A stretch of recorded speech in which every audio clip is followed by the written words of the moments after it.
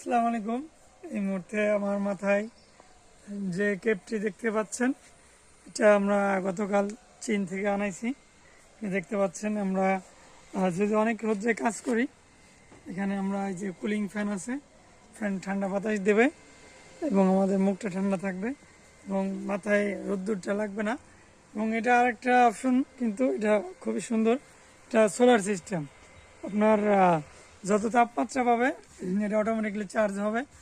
আর যদি কখনো আপনার রোদ না থাকে, সেক্ষেত্রে আপনি কিন্তু এটি টাইপ সি চার্জার আছে, ফোনের চার্জারের মাধ্যমে এটাকে আপনি চার্জ করিয়ে নিতে পারবেন। এটা খুবই সুবিধাজনক একটি জিনিস।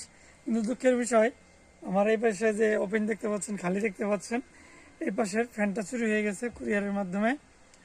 তো আমরা পার্সেলটি কুরিয়ার থেকে বাসায় আনার পরে দেখি আমাদের এই পাশের ফ্যানটা নাই।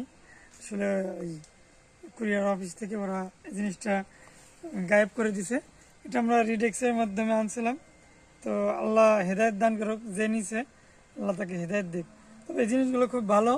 আপনারা কেউ চাইলে বিদেশ থেকে বা আমাদের বাংলাদেশে থাকলে এগুলো সংগ্রহ করেনি, আপনারা আপনাদের মাঠের কৃষি কাজ করতে পারেন। খুবই আরামদায়ক।